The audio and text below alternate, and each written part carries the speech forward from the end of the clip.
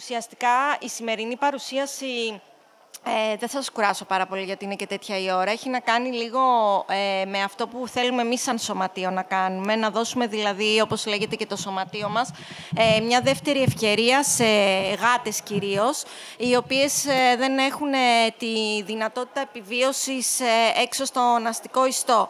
Οπότε, σαν σωματείο, αυτό που προσπαθούμε να κάνουμε είναι...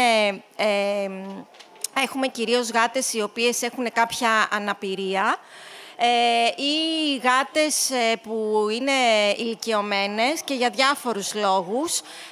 Κάποιοι τις αφήνουν σε κάποιους κτηνιάτρους ή δεν τις θέλουν ή είναι κάποιων ανθρώπων που λόγω ηλικίας πλέον έχουν αποβιώσει και οι συγγενείς τους δεν ξέρουν πώς να τις διαχειριστούν, αλλά αυτό το θέμα με τις ηλικιωμένες γάτες είναι κάτι που θα συζητηθεί αργότερα σε μια ομιλία. Οπότε θα συζητήσουμε λίγο το θέμα για τα ζώα με αναπηρία. Το επάγγελμά μου είναι και ειδική παιδαγωγός, οπότε κάπως ασχολούμαι με το θέμα της αναπηρίας από πολλές πλευρές, εντελώς τυχαία βέβαια. Ουσιαστικά, το να ζεις με ένα ζώο με αναπηρία δεν έχει καμία διαφορά με το να ζεις με ένα ζώο το οποίο δεν έχει αναπηρία. Αυτό που χρειάζεται είναι λίγο μια μεγαλύτερη προσαρμοστικότητα από τη δική μας πλευρά και λίγο κάποιες αλλαγές και ίσως σε κάποιες φάσεις λίγο μεγαλύτερες επισκέπτης σε ένα κτηνίατρο. Υπάρχουν γάτες οι οποίες έχουν απολέσει κάποιο άκρο τους. Μπορεί να είναι δίποδες ή τρίποδες ή υπάρχουν και δίποδες γάτες από ατυχήματα συνήθως που μπορεί να υπάρχουν έξω στο δρόμο ή με αυτοκίνητα ή διάφορους άλλους λόγους. Ο ακροτηριασμός με συμβουλή του γιατρού σε ποιο σημείο θα γίνει ο ακροτηριασμός είναι πολύ σημαντικός, γιατί ανάλογα το σημείο και που είναι τραυματισμένο το ζώο, ο κτηνίατρος ξέρει που θα ακροτηριάσει και το ζώο ώστε να υπάρχει καλύτερη ισορροπία γι' αυτό και να μπορεί να είναι αρκετά λειτουργικό μέσα στο σπίτι. Λίγο μεγαλύτερη δυσκολία ίσως να υπάρχει όταν ο ακροτηριασμός είναι σε κάποιο μπροστινό πόδι. Οπότε εκεί μπορεί να θέλει λίγο μεγαλύτερη διευκόλυνση από εμάς το να μπορέσει να προσεγγίσει κάποια σημεία που να θέλει να πάει πιο ψηλά. Αλλά η προσαρμοστικότητά τους είναι πάρα πολύ εύκολη και γενικά αυτό που παρατηρούμε στα ζώα είναι ότι όταν έχουν κάποια αναπηρία δεν έχουν και κάποια δυσκολία στη συνέχεια. Δηλαδή, προσαρμόζονται πάρα πολύ εύκολα και δεν έχουν καμία ουσιαστική δυσκολία. Δεν νιώθουν δηλαδή κάποια μειονεξία ή κάτι άλλο. Είναι πάρα πολύ προσαρμοστικές. Υπάρχει περίπτωση να υπάρχει κόφωση σε γάτα.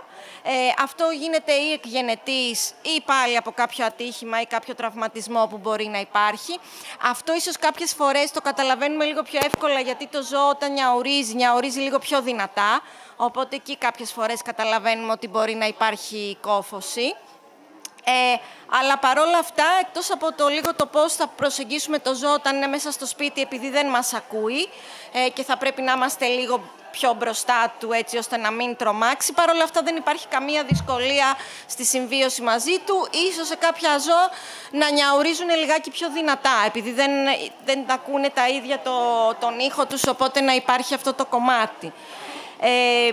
Από εκεί και πέρα μπορεί να υπάρχει κάποια υποπλασία στην παρεγκεφαλίδα, λίγο πιο επιστημονική αυτή η όρη και εγώ δεν τους ξέρω πάρα πολύ καλά.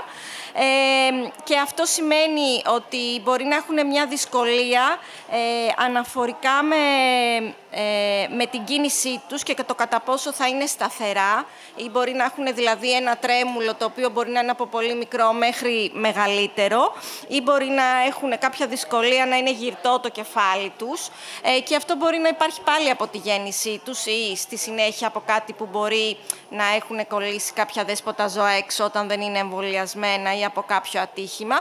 Αυτό πάλι σε συνεργασία με κτηνιάτρους μπορούμε να δούμε αν μπορεί με κάποιο τρόπο να αντιμετωπιστεί, αλλά παρόλα αυτά και ζώα τα οποία έχουν πολύ μεγάλο τρέμουλο και κινούνται ολόκληρα, έχει βρεθεί τρόπος έτσι ώστε να μπορούν και κατά τη διάρκεια του φαγητού να μπορούν να συντονιστούν πιο εύκολα με το να τους έχουμε ένα μεγαλύτερο πιάτο ή με το να υπάρχει δεξιά και αριστερά κάποιο πλαίσιο ώστε να μην τρέμουν τόσο πολύ και να έχουν τη δυνατότητα να τρέφονται. Το ίδιο μπορεί να ισχύει και με μία αμμοδόχο που μπορεί να έχουμε μια μεγαλύτερη κλειστή αμμοδόχο ή μια αμμοδόχο που δεν είναι κλειστή ώστε να έχουμε μια μεγαλύτερη ευκολία ή να είναι λίγο πιο χαμηλή ώστε να έχουν μια μεγαλύτερη ευκολία στο να έχουν πρόσβαση. Από εκεί και πέρα, σίγουρα μέσα στις απώλειες άκρων είναι και η απώλεια της ουράς τους, που και αυτό δεν τους δυσκολεύει σχεδόν καθόλου. Ίσως λίγο στην αρχή στο να εξοικειωθούν με την ισορροπία τους, αλλά και αυτό πάλι είναι κάτι που οι γάτες το βρίσκουν πάρα πολύ εύκολα. Ειδικά όταν είναι μέσα στο σπίτι που δεν χρειάζεται να έχουν πρόσβαση σε πολύ ψηλά σημεία. Και άλλο ένα σημείο το οποίο μπορεί να υπάρχει, είναι το να έχουν κάποιο τραυματισμό ώστε να έχει δημιουργηθεί παράλυση και παράλληλα να χρειάζεται να υπάρχει άδειασμα της κίστης τους. Αυτό πάλι σε συνεργασία με το γιατρό.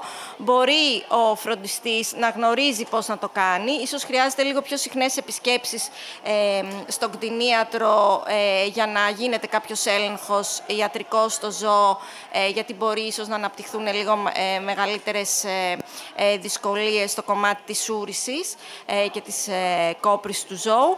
Αλλά και πάλι υπάρχουν πάρα πολλά ζώα που με τη φροντίδα και του φροντιστή τους, αλλά και την κτηνιατρική φροντίδα, μπορούν και ζουν πάρα πολλά χρόνια.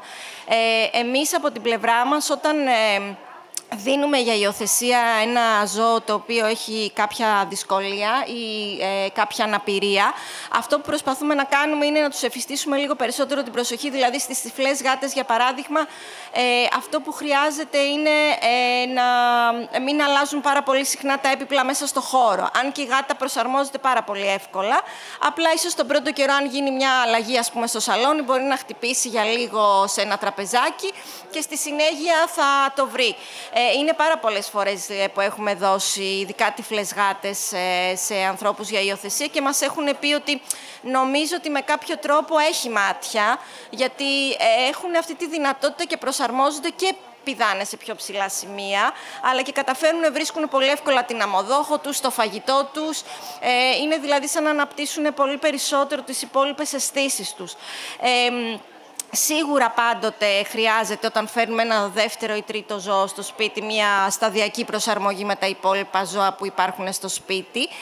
Αλλά σε γενικές γραμμές αυτό που εμείς συζητάμε και εμείς αυτό λέμε και προσπαθούμε έτσι λίγο να ενισχύσουμε περισσότερο σαν σωματείο, είναι ότι ένα ζώο που έχει μια αναπηρία, ουσιαστικά το μόνο που χρειάζεται από εμάς είναι αγάπη και φροντίδα. Δεν χρειάζεται κάτι πολύ περισσότερο από ένα ζώο το οποίο είναι αρτιμελές ή δεν έχει κάποια άλλη δυσκολία, γιατί τα ζώα προσαρμόζονται πάρα πολύ εύκολα στις συνθήκες του σπιτιού μας.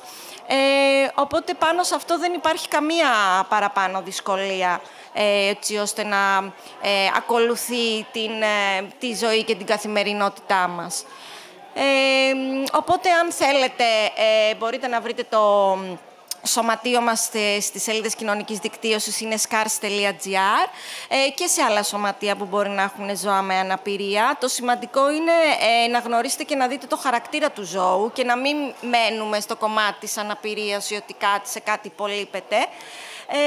Και μετά από εκεί και πέρα είναι θέμα το να δώσουμε χρόνο, όπως σε οποιοδήποτε γάτα που θέλει χρόνο όταν κάνει μια αλλαγή σε ένα χώρο, και να προσπαθήσουμε να γνωρίσουμε το ζώο και το χαρακτήρα του και τις ιδιαιτερότητές του, χωρίς να μένουμε στο ότι δεν βλέπει, δεν ακούει, ότι είναι τρίποδη ή ότι έχει κάποια άλλη δυσκολία, γιατί τα ζώα έχουν πολύ μεγάλη ευελιξία σε αυτό, πράγμα που εμείς οι άνθρωποι το βλέπουμε λίγο πιο δύσκολο, αλλά ακόμα και γάτες οι οποίες τώρα πλέον μπορούν να είναι σε αναπηρικό αμαξίδιο που κατασκευάζονται, που προχωράει η τεχνολογία, ή και στην Ελλάδα υπάρχουν γάτες οι οποίες έχουν τεχνητά μέλη από τιτάνιο, από ακροτηριασμούς που έχουν γίνει, δηλαδή υπάρχουν τέτοια ζώα.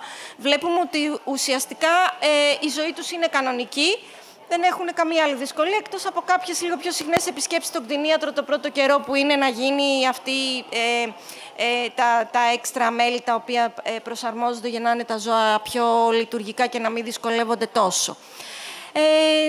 Αυτά είχα να σας πω, όχι τίποτα παραπάνω.